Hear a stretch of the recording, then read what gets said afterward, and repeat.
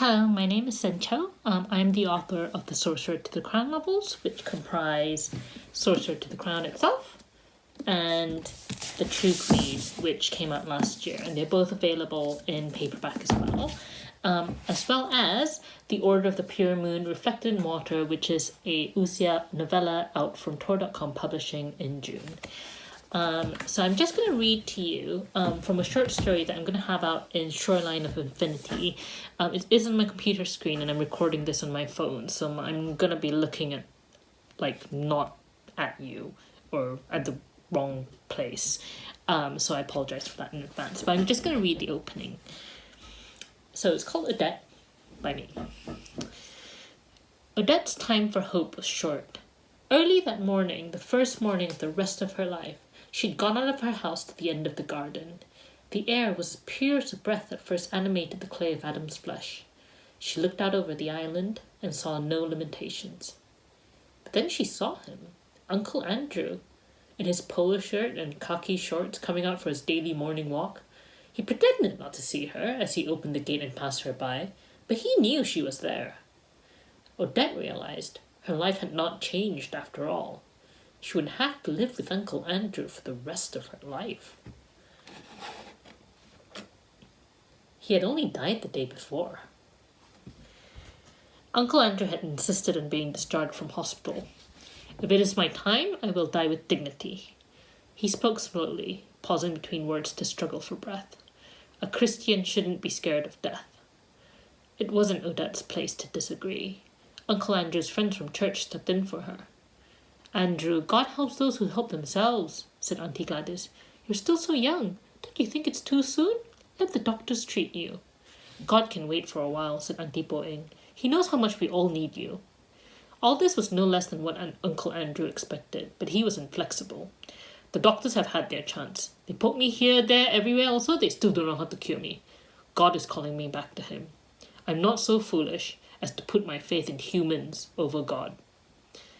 Auntie Po-ing took Uncle Andrew's hand. Her eyes were full of tears. "God has been good to let us have you for so long," she said. Auntie Po-ing was Odette's favourite of their church friends. Her only flaw was an unfailing affection for Uncle Andrew. But this was a flaw shared by all Uncle Andrew's friends.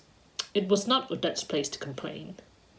Her place was by Uncle Andrew's side, except when she was in the laundry room, or the kitchen, or in the dining room polishing the heirloom silver. Just because Uncle Andrew was about to die didn't mean he was about to let Sandra slip. They had a cleaner who came in every day to go over the house, but the clothes Uncle Andrew wore and the food he ate had to come fresh from Odette's hands. As for the various antiques and other treasures Uncle Andrew had accumulated over the years, they could not, of course, be entrusted to the cleaner who only earned 600 ringgit a month. Uncle Andrew had collected enough that looking to the upkeep of his possessions, cooking for him, keeping him in clean clothes, and nursing him was too much for one person. Odette suggested that perhaps the cleaner could cook and do the laundry. "Then I could put 100% into looking after you in the house, Uncle." "You should already be putting in 100%, said Uncle Andrew. "Who's paying for you to live? Not like you have so much to do. When Auntie Beatrice was alive, she did all this and more. She didn't even have a degree, not like you. She never complained. You young people are spoiled, given too much." "Auntie Lechmi is a better cook than me. Maybe you'll feel like eating more, Uncle. It'll be good for your health." "Instead of learning to cook better, you want to pay someone else to do," said Uncle Andrew. "You're useless. If not for my money, I don't know what you do. End up lying in the street like a tramp. I don't eat all this Indian food." "If you don't want her to cook for you, what if we ask her to do the laundry? It'll give me more time." "What else are you doing with your life? Do you have a job? Do you have a husband? All you have to do is take care of your uncle who has done so much for you. Even that you don't want to do. I sacrificed for you and still you are so selfish." Odette was of the unfortunate mold which does not grow less sensitive with time and use. She fell silent. Crying irritated Uncle Andrew to a fury. He took it as an unjustifiable assertion of self. "After I die, your life will be very easy lah," said Uncle Andrew. "My time left here is short, but you can't even wait until God takes me." "I'm sorry, Uncle," said Odette. "There's no use saying sorry," said Uncle Andrew. "You shouldn't be so selfish in the first place. If your hand causes you to sin, cut it off." He banged the bedside table. But though Odette jumped, she wasn't really scared.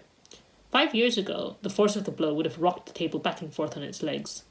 Now, Uncle Andrew was so weak it barely rattled the glass of water Odette had brought him. She watched the surface of the water tremble and go still, and hid a smile. So that's the beginning of Odette. If you'd like to read the rest, please check it out at Shoreline of Infinity. Thanks very much.